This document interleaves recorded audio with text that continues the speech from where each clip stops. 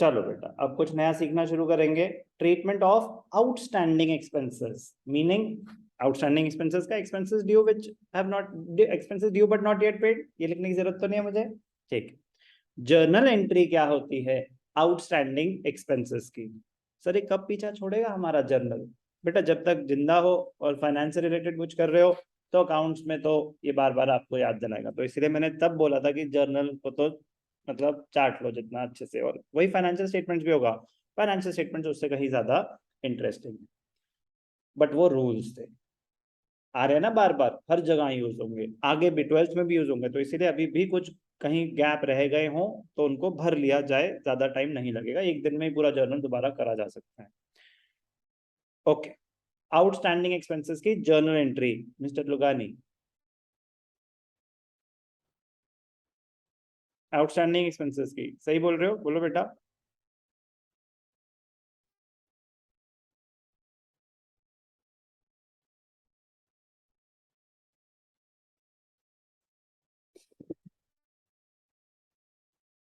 Outstanding expenses,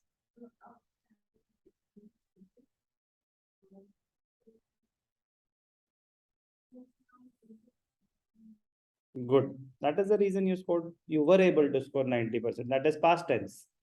ठीक है ना, मतलब रिमेंबर दैट ऑल्सो कि that is past tense, present हमारे हाथ में है, दोबारा से शुरू करना है।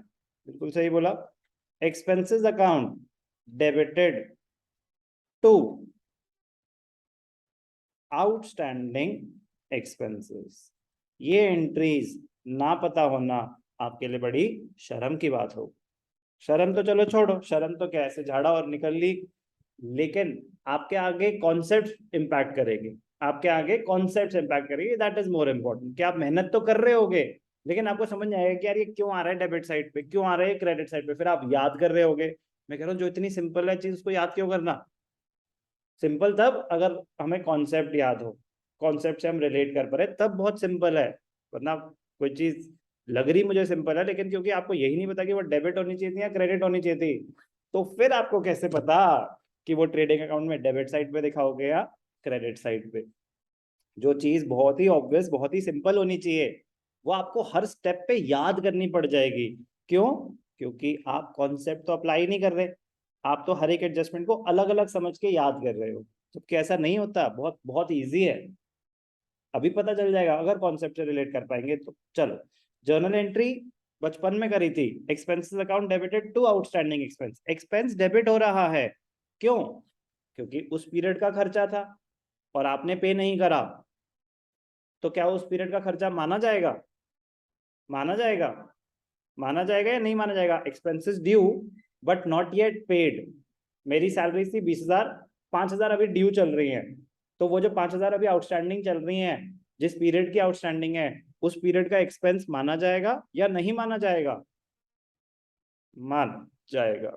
तो पहले नहा निकलना, और ये बात तो मैंने सोचो जब जरूरत नहीं थी तब भी बहुत डिटेल में कराई थी। जब मैंने आपको बेसिक टर्म, अब आप बेसिक टर्म का वीडियो भी देखोगे ना, तब सोचोगे यार बेसिक टर्म में इतनी सारी बातें बताई थी हमें कि क्यों उस पीरियड का एक्सपेंस माना जा रहा है, क्या हो रहा है, जबकि मेरे को पता था कि ये कहाँ जाके यूज होनी है। आप देखना बेसिक टर्म में, बेसिक टर्म में 2 लाइन थी, तब इतनी कहानियों की जरूरत नहीं थी। आज भी वीडियो देखोगे तो जो मैं बातें अभी बोल रहा हूँ ना, वो सारी बातें उसमें हैं। कि उस पीरियड का एक्सपेंस है, उस पीरियड का एक्सपेंस है, लेकिन पे नहीं करा, तो लेकिन उस पीरियड का एक्सपेंस तो है अक्रूवल बेसिस ऑफ अकाउंटिंग के हिसाब से, और पूरी बुक्स बनती है हमारी अक्रूवल बेसिस के हिसाब से, तो उस पीरियड का एक्सपेंस है, तो आपके एक्सपेंसेस बढ़ गए। इसीलिए इंक्रीज इन एक्सपेंसेस क्या होता है, डेबिटेड या क्रेडिटेड? अब क्योंकि मैंने पे नहीं करा, जिसकी वजह से मेरी लाइबिलिटीज क्रिएट हुई। अब अगर लाइबिलिटीज का आपको बेसिक सा रूल है बेटा, लाइबिलिटीज क्रिएट हुई तो इंक्रीज इन लाइबिलिटी क्या होता है? तो कभी जर्नल एंट्री में आउटस्टैंडिंग एक्सपेंस डेबिट हो सकता है क्या? जब ड्यू की एंट्री पास कर रहे हो सकता है कभी डेबिट? तो वो डेबिट करना कितना बड़ा फंडामेंटल एरर है कि नहीं है? तो गैप्स आइडेंटिफाई एंड फिल, क्योंकि फ्यूचर में जब कॉलेज में जाओगे ना, वापस से 11th की अकाउंट्स पहले यूज होगी, तो बहुत जरूरी है। बार बार बोलते हैं ना 11th की बेस स्ट्रांग होना जरूरी है, बेस स्ट्रांग होना जरूरी है, तो कोई रीजन है, कोई रीजन है। एनीवे, अब expense account debited to outstanding expense journal entry हो गई। अब कौन सा एक्सपेंस है वो तो क्वेश्चन बताएगा ना। हो सकता है डायरेक्ट एक्सपेंस हो सकता है इनडायरेक्ट एक्सपेंस हो सकता है वेजेस हो सकता है रेंट हो सकता है सैलरीज हो, कोई भी एक्सपेंस हो। तो एंट्री तो एक्सपेंस टू आउटस्टैंडिंग एक्सपेंस, मतलब एक्सपेंस को उतने से बढ़ा दो, और आउटस्टैंडिंग एक्सपेंस लाइबिलिटी क्रिएट हुई उतने से लाइबिलिटीज में दिखा दो। Journal entry clear? ठीक है। अब जो भी एक्सपेंस है, एक्सपेंस बढ़ गया, इसको बोलते हैं ये तो आपने लाइबिलिटी क्रिएट कर दी, ये हो गई पहली एंट्री। सेकंड होती है उसकी एडजस्टमेंट एंट्री। अब वो ट्रेडिंग अकाउंट में जाएगा या प्रॉफिट एंड लॉस अकाउंट में जाएगा, वो किस चीज पे डिपेंड करता है? वो डिपेंड करता है कि एक्सपेंस डायरेक्ट है या इनडायरेक्ट है। क्या आपने उस पीरियड का एक्सपेंस माना और उसको फिर ट्रांसफर कर दिया, कहाँ पे? ट्रेडिंग में या पीएनएल में। ट्रेडिंग अकाउंट कब डेबिट होगा? If direct expense. PNL account कब डेबिट होगा? If indirect expense. मतलब जो एक्सपेंस आउटस्टैंडिंग था अगर वो डायरेक्ट है तो वो ट्रेडिंग अकाउंट में ट्रांसफर कर दो, और अगर इनडायरेक्ट है तो पीएनएल में ट्रांसफर कर दो। तो चलो ध्यान से देखना, journal entry clear? Expense to outstanding expense ये एंट्री होती थी। अब फाइनेंशियल स्टेटमेंट्स में उसके साथ एक एडिशनल एंट्री हो जाएगी कि इसको दिखाना कहाँ है, ट्रेडिंग में दिखाना है या पीएनएल में? कह रहा डिपेंड करता है नेचर ऑफ एक्सपेंस पे। अभी देख लेते हैं, एक एग्जांपल से समझ आ जाएगा। हमारी ट्रायल बैलेंस गिवन होगा, आपको क्या गिवन होगा? ट्रायल बैलेंस गिवन होगा। वेजेस हैं 50,000, जो ट्रायल बैलेंस में वेजेस आ रही हैं वो है पेड, कि 50,000 तो आप ऑलरेडी पे कर चुके हो। सैलरीज 1,25,000 पे कर चुके हो। एक एक करके बात करते हैं, सिर्फ वेजेस पे बात करते हैं अभी। एडजस्टमेंट क्या है? Wages outstanding amounted to 25,000। तो अगर मैं इस इंफॉर्मेशन को रीड करना चाहूं, इस साल मैं 50,000 की वेजेस तो ऑलरेडी पे कर चुका हूं, 25,000 की अभी भी आउटस्टैंडिंग है, इसमें कोई डाउट? इसका मतलब ये नहीं कि टोटल 50 थी, ट्रायल बैलेंस में अगर 50 आ गई, इसका मतलब ट्रायल बैलेंस कब बनता है? लेजर के बाद। लेजर कब बनता है? जर्नल के बाद। मतलब 50 तो रिकॉर्डेड है, 50 तो रिकॉर्डेड है, इसके अलावा कुछ एडजस्टमेंट्स भी हैं, तो this 25,000 is over and above 50। कोई डाउट? अब बात करते हैं आउटस्टैंडिंग पोर्शन कितना है?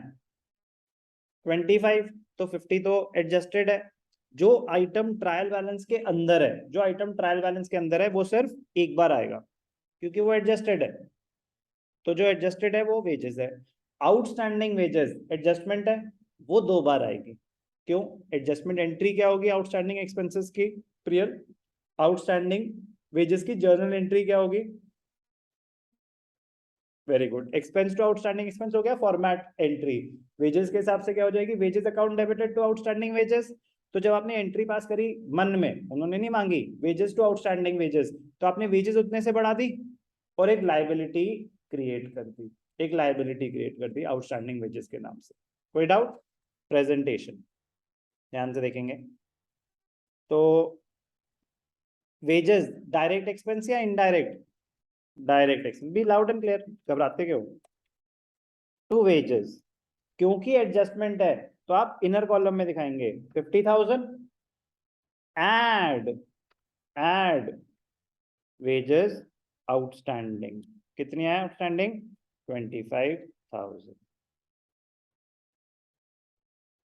तो वेजेस आ गया ट्रेडिंग में डेबिट साइड पे। आउटस्टैंडिंग वेजेस 25,000, एंट्री क्या हुई? Wages account debited to outstanding wages. तो जो वेजेस है उस खर्चा उसको क्या करा? ट्रेडिंग में ट्रांसफर कर दिया, ट्रेडिंग अकाउंट। तो ये जो 25,000 यहाँ आया, एंट्री क्या हुई? Trading to wages outstanding, trading to wages outstanding ही तो हुई। ये जो वेजेस है 25,000 से आपकी वेजेस बढ़ गई, डेबिट एस्पेक्ट, क्रेडिट एस्पेक्ट, क्या पैसे दिए हैं? तो लायबिलिटीज में क्या आ जाएगा? Wages outstanding 25,000। तो आउटस्टैंडिंग एक्सपेंसेस की बड़ी सिंपल सी ट्रीटमेंट होती है, उतने से खर्चा बढ़ा दो और उतने की लायबिलिटी दिखा दो। तो 25,000 की आउटस्टैंडिंग वेजेस थी, 25,000 से वेजेस बढ़ा दी और 25,000 की लायबिलिटी दिखा दी। कोई भी डाउट? अब सर अगर इनडायरेक्ट एक्सपेंस आ जाए तो बेटा उसके साथ भी यही होगा। बट फर्क क्या है, इनडायरेक्ट एक्सपेंसेस आप प्रॉफिट एंड लॉस अकाउंट में दिखाते हैं, डायरेक्ट एक्सपेंसेस आप ट्रेडिंग अकाउंट में दिखाते हैं। तो सैलरीज 125 है, आउटस्टैंडिंग 15,000 है, ट्रेडिंग अकाउंट में कुछ भी आएगा, नहीं आएगा। सैलरीज कितनी है 125, अब प्रॉफिट एंड लॉस अकाउंट में आ जाएगा टू सैलरीज कितना 125 एड सैलरीज आउटस्टैंडिंग 15,000 1,40,000 और सैलरीज आउटस्टैंडिंग लायबिलिटी है, बैलेंस शीट में लायबिलिटीज में आ जाएगा आउटस्टैंडिंग कितना 15,000। कोई भी डाउट, कोई भी doubt, clear, easy. Adjustment change नहीं होगी, आउटस्टैंडिंग एक्सपेंसेस की एडजस्टमेंट हमेशा ही रहेगी, expense to outstanding expense, expense या तो ट्रेडिंग में चला जाएगा या पीएनएल में, और जो आउटस्टैंडिंग एक्सपेंस है वो चला जाएगा लायबिलिटीज में। चेंज क्या होगा, उसको कैलकुलेट करने का तरीका, कभी कभी ऐसे डायरेक्टली गिवन होगा कितना आउटस्टैंडिंग है, कभी कभी आपको कैलकुलेट करना पड़ सकता है। जैसे कि एग्जाम्पल 2, हमें क्या गिवन है, सैलरीज है 2,20,000 और बोल रहा है salaries have been paid for 11 months only, तो इनडायरेक्टली आपको क्या बता रहा है, 1 मंथ की सैलरी आउटस्टैंडिंग है, यही बता रहा है ना आपको इनडायरेक्टली कि 1 मंथ की सैलरी अभी आउटस्टैंडिंग है। तो क्या कर देंगे, पहले आप वर्किंग नोट, बहुत छोटा सा है, वर्किंग नोट में पहले आप कैलकुलेट करेंगे कि आपके आउटस्टैंडिंग सैलरीज हैं कितनी, एक साल में कितने महीने होते हैं बेटा 12, तो हमने पे करी है 11 मंथ्स की, तो वर्किंग नोट में if salaries have been paid for 11 months only,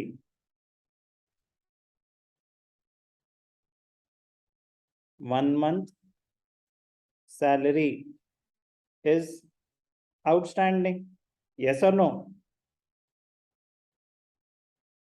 salaries paid जो ट्रायल बैलेंस में दे रखी हैं वो टोटल सैलरीज हैं या salaries paid, paid, trial balance में मतलब इतनी तो रिकॉर्ड हो चुकी है, तो सैलरीज पेड क्या है 2,20,000, ये कितने महीने की है 11 मंथ्स, तो सैलरी पर मंथ कितनी हो जाएगी 2,20,000 डिवाइडेड बाय 11, तो कितनी आ जाएगी 20,000, कितने महीने की आउटस्टैंडिंग है, एक ही महीने की है, देयरफॉर आउटस्टैंडिंग सैलरीज आर 20,000। कोई भी डाउट, बस अब एग्जाम्पल 1 बन गया ये कि सैलरीज पेड 220, आउटस्टैंडिंग आर 20, तो salaries paid to salaries inner column में, क्योंकि एडजस्टमेंट है 220 एडजस्टेड है या एडजस्टमेंट है 220, 2,20,000 एडजस्टेड वैल्यू है या एडजस्टमेंट है, एडजस्टमेंट है 220, एडजस्टेड वैल्यू है 220, adjustment adjusted to all, adjusted 3 to adjusted, good, adjusted क्योंकि वो ट्रायल बैलेंस में आ रही है, ट्रायल बैलेंस में जो आ रहा है वो तो ऑलरेडी एडजस्टेड है, एडजस्टमेंट तो ये है ना कि एक महीने की अभी ड्यू है, तो 2,20,000 एडजस्टमेंट है या एडजस्टेड वैल्यू है, क्लियर है ना, एडजस्टेड वैल्यू है, समझ आई बात। अब जो एडजस्टेड है वो सिर्फ एक बार आता है, तो इसीलिए 2,20,000 सिर्फ एक बार आएगा, जो एडजस्टमेंट है वो 20,000 है, वो 2 बार आएगी, तो एक बार ही ऐड हो जाएगी सैलरीज में ही, पीएनएल अकाउंट में आ गया एक बार ही, और एक बार ही बैलेंस शीट में लायबिलिटी साइड पे आ जाएगी सैलरीज आउटस्टैंडिंग।